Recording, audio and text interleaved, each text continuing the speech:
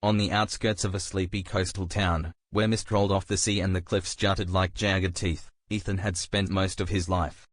He was an unassuming man in his 30s, a quiet fisherman who heard tales from sailors at the local tavern.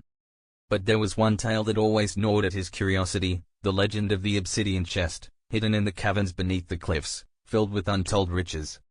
The legend spoke of a pirate, Blackthorn, who had pillaged and plundered his way across the seas until he'd amassed a treasure so great, no single ship could carry it.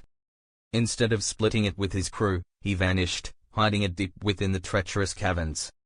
Some say the treasure was cursed, others claimed Blackthorn had made a pact with something ancient and malevolent to protect it. Ethan didn't believe in curses. All he saw was an opportunity, one that could free him from his dull, hard life. He prepared himself, rope, lantern, and a dagger for any unexpected dangers. At dawn, he ventured toward the cliffs, where the mouth of the cavern yawned wide. As he descended into the cave, the atmosphere shifted. The light outside dimmed unnaturally, and the air grew thick with an oppressive weight. Ethan shook off the unease, determined to press on. The further he ventured, the more labyrinthine the tunnels became. His lantern flickered, casting twisted shadows on the walls. Deeper still, strange carvings appeared, etched into the stone, markings of long-forgotten rituals, symbols that seemed to pulse under his gaze. The air was cold, biting at his skin, but sweat trickled down his back. He felt watched, as if the very walls were observing his every step. Hours passed. Time seemed to warp. The caverns grew quieter, the distant echo of dripping water fading until there was only silence, and the sound of his own breath was deafening.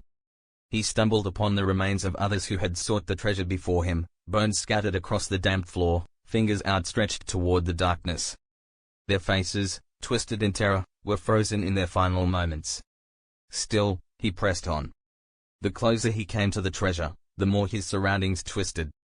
The carvings on the walls moved, shifting when he wasn't looking. His footsteps no longer echoed but seemed to be swallowed by the oppressive silence.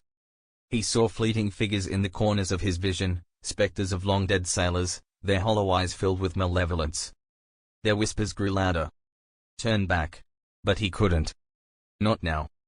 He was too close. Finally, he reached a vast chamber, at the center of which stood the chest. It was massive, made of black stone that seemed to drink in the light of his lantern. The room reeked of decay, the smell so strong it made his stomach churn. Ethan approached cautiously, the weight of his decision pressing down on him. He could feel the treasure's pull, a seductive force urging him forward. As he touched the chest, a cold so intense it burned shot through his fingers. The carvings around him began to writhe, and the whispers turned into screams. The faces of the dead seemed to melt into the walls, their eyes watching him in agonized anticipation. He hesitated, fear creeping into his chest. But greed and desperation overtook him.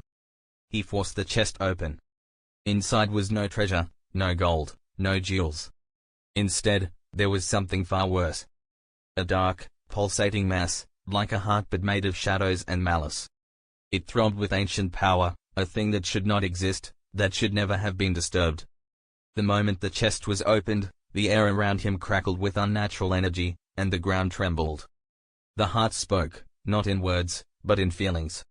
It promised power, wealth beyond imagination. But the cost was clear. His soul, his life, his humanity. Ethan realized too late that Blackthorn had never hidden the treasure to keep it for himself. He had sacrificed it to imprison this thing, to seal away a force far older and darker than any pirate legend. By opening the chest, Ethan had broken that seal. The cavern rumbled, the walls began to collapse, but Ethan was rooted in place, unable to move, unable to breathe. His body felt like it was being pulled apart from the inside, his mind flooded with visions of endless voids and unspeakable horrors. The last thing Ethan saw as the darkness consumed him was the ghostly figure of Blackthorn, standing just beyond the collapsing walls, watching with hollow eyes, a twisted smile on his lips. In the town above, the cliffs trembled, and the villagers saw a dark cloud rise from the caverns.